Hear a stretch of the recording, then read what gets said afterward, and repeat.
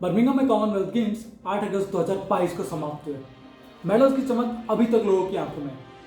Indians ने 61 medal जीते, जिसमें 22 गोल्ड, 16 सिल्वर और 23 ब्रॉन्ज मेडल शामिल हैं। सबसे बड़ी बात तो ये रही, जिस देश के शासकों ने 250 साल से ज्यादा हमारे ऊपर राज किया, तिरंगा उसी देश में लहराया और 22 बार राष्ट्रगान भी बजा। इंडियंस ने हर मेडल को एक त्योहार की तरह मनाया। मिठाइयां बंट रही थी, जश्न मन रहे थे, सोशल मीडिया पे लोग ट्रेंड कर रहे थे।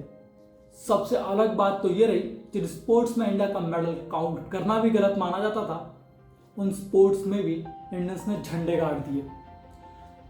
हर एक मेडल के पीछे एक अलग तपस्या, एक अलग स्ट्रगल लगता है। वैसे ही अब आज 5 मेडल विनर्स की स्ट्रगल स्टोरीज लेके आए हैं इस वीडियो में, जिनको सुनकर आप भी कहेंगे इनके लिए तो मेडल जीतना सपने में सपने देखने के बराबर है। इंडिया में ऐसा बहुत ही कम सुनने को मिलता है कि घर का खर्चा बेटी के कंधों पे चलता है, लेकिन दिव्या ने बहुत ही छोटी उम्र में यह बोझ उठा लिया। दिव्या की माता लंगोट सिला करती थी और आसपास के दंगलों में बेच के पिताजी घर का खर्चा चलाते थे। कई दफा दिव्या भी उनके साथ उनकी हेल्प करने चली जाती थी। यहीं से दिव्या का इंटरेस्ट रेसलिंग की तरफ बढ़ा, लेकिन दिव्या के लिए इतना आसान नहीं था। दंगल में उतरने से पहले उन्हें कास्ट और जेंडर जैसे स्टीरियोटाइप से लड़ना पड़ा। उसके बाद मौका मिला लड़कों को धोबी पछाड़ देने का। दिव्या के भाई को भी रेसलिंग में इंटरेस्ट था, लेकिन घर की परिस्थितियां देखते हुए उन्होंने अपने रास्ते बदल दिए। एक समय के बाद आसपास के होने वाले टूर्नामेंट में जो प्राइज मनी मिलती थी, उससे दिव्या का घर चलता था। दिव्या को अपने बेसिक फैसिलिटीज के लिए भी दिल्ली और मुजफ्फरनगर के कई बार चक्कर लगाने पड़े, लेकिन दिव्या ने इन बातों को अपने और मेडल के बीच कभी नहीं आने दिया और लगातार 2 कॉमनवेल्थ में ब्रॉन्ज मेडल जीता। रोटी कपड़ा मकान की लड़ाई हर कोई लड़ रहा है, लेकिन इस खिलाड़ी ने सिर्फ 2 वक्त की रोटी चुनी और अपनी लड़ाई जीत ली। पिताजी एक ऑटो ड्राइवर हुआ करते थे। मात्र 11 साल की उम्र में उनका साया छूट गया। माता ने टेलर का काम किया और घर संभाला। बड़े भाई को भी वेट लिफ्टिंग का शौक था, लेकिन घर की परिस्थितियां देखते हुए उन्होंने डेली लेबर का काम करना शुरू कर दिया। लेकिन छोटे भाई को वेट लिफ्टिंग के लिए हमेशा सपोर्ट और गाइड किया। अंचिता सिवली, घर की परिस्थितियां देखते हुए इन्होंने भी दर्जी का काम शुरू कर दिया और दोनों भाई और माँ मिल के हफ्ते में 1000 से 1200 रुपये कमा पाते थे, जिससे घर का खर्चा चलता था।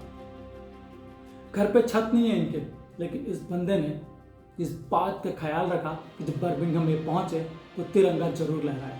तिरंगा लहराया भी और राष्ट्रगान भी बजा। हावड़ा से निकल के बर्मिंघम तक का सफर गोल्ड का रहा इस लड़के का। आज 19 साल के बच्चे ये सोच के जब परेशान होते हैं कि कौन सा कॉलेज चूज किया जाए, कौन सी डिग्री पढ़ी जाए, फेसबुक पे कौन सा स्टेटस डाला जाए, कौन सी डीपी लगाई जाए, तब मिजोरम के इस 19 साल के लड़के ने राष्ट्रध्वज को सलाम करते हुए आंखों को जो गौरव प्रदान किया, वो भूलने लायक नहीं है। जेरेमी लालेरुंगा, इनके पिताजी एक बॉक्सर हुआ करते थे। मिजोरम में इनकी बॉक्सिंग एकेडमी भी चलती थी, लेकिन फाइनेंशियल क्राइसिस होने की वजह से वो एकेडमी बंद हो गई। जेरेमी को मात्र 6 साल की उम्र में वेट लिफ्टिंग का शौक था, लेकिन बेसिक फैसिलिटीज प्रोवाइड न होने के कारण ये बांस और ईंटों के साथ वेट लिफ्टिंग की प्रैक्टिस करते थे।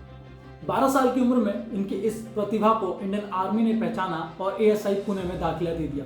उसके बाद जेरेमी ने पीछे मुड़ के नहीं देखा, यहाँ तक कि अपने भाई की शादी में भी नहीं आ सके और पिछले 6 साल से घर का खाना खाने के लिए तरस रहे थे। लेकिन इनकी स्टोरी भी इतनी आसान नहीं है। जेरेमी का सिलेक्शन जब कॉमनवेल्थ गेम्स में हुआ था, उसके बाद से ये बैक और नी इंजरी से रिकवर कर रहे हैं। यहाँ तक कि कंपटीशन से ठीक पहले इनके मसल्स में क्रैम्प आ गया था और ये स्टेज पर ढंग से चल भी नहीं पा रहे थे। इनको अपने कोच का सहारा लेके चलना पड़ा, लेकिन रोते रोते जेरेमी ने इस बात को कहा, गोल्ड जीतने आया हूँ, गोल्ड जीत के जाऊंगा। And rest is history. इनके बारे में 2 दिलचस्प बातें ये हैं, जब इनका कॉमनवेल्थ के लिए सिलेक्शन हो गया था, तब से इन्होंने अपने मोबाइल के वॉलपेपर पे गोल्ड मेडल की फोटो लगा ली थी और गोल्ड मेडल जीतने के बाद ही ये फोटो हटी। दूसरी ये कि इनके लेफ्ट हैंड पे एक टैटू है, जिसमें नीचे एक बॉक्सर, ऊपर एक वेट लिफ्टर है, जिस बात को दर्शाता है कि पिता ने अपनी बॉक्सिंग छोड़ अपने कंधे पे वेट लिफ्टिंग सिखाई है और बाकी तो कारनामा दुनिया ने देखा है। सपने टूटने पर हर कोई बिखर जाता है, लेकिन उनको जो दोबारा देखने की क्षमता रखता है वो इतिहास बनाता है। जब कॉमनवेल्थ इनॉग्रेशन फंक्शन पे इंडियन कंटिजेंट बर्मिंघम में थी, तब एक खिलाड़ी दिल्ली में लुंगी पहन के टीवी पे पूरा शो देख रहा था, तेजस्विन शंकर। इस खिलाड़ी को कॉमनवेल्थ गेम्स में पार्टिसिपेट करने के लिए भी दिल्ली हाई कोर्ट के चक्कर लगाने पड़े। आप ये सोचेंगे कैसा स्ट्रगल है, जरा एक बार सोच के देखिए। जब सारे खिलाड़ी बर्मिंघम में हो, 10 साल से भी ज्यादा सालों से इस खिलाड़ी ने एक ही सपना देखा हो, इंडिया को रिप्रेजेंट करने का, वो सपना सामने ही टूट रहा हो, तो कैसा मेंटल प्रेशर, कैसा मेंटल स्ट्रगल ये खिलाड़ी फील कर रहा होगा। अपने कंपटीशन से मात्र 3 दिन पहले ये बर्मिंघम पहुंचे और सीधी ब्रॉन्ज मेडल की हाई जंप मारी। तेजस्वी ने 2.2 मीटर मार्क हाई जंप का जो फिक्स कर रखा था एथलेटिक फेडरेशन ऑफ इंडिया ने, उसको तो पार कर लिया था, लेकिन इंटर स्टेट कंपटीशन में पार्टिसिपेट नहीं कर पाए थे, क्योंकि उस समय ये यूएसए में इंटर कॉलेज खेल रहे थे, इसलिए इनका सिलेक्शन कंटिनेंट में नहीं हुआ था। लेकिन दिल्ली हाईकोर्ट के इंटरफेरेंस के बाद ये कॉमनवेल्थ में पार्टिसिपेट कर पाए।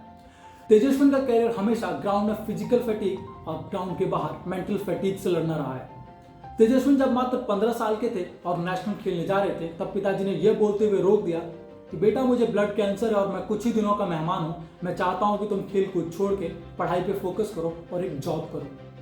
सामने से रिप्लाई देने की क्षमता नहीं थी तेजस्विन में, तो एक लेटर लिख के ये कहा, पिताजी मुझे ये आखिरी दफा पार्टिसिपेट करने दो, अगर कुछ नहीं बना तो ये खेल कूद मैं हमेशा के लिए छोड़ दूंगा।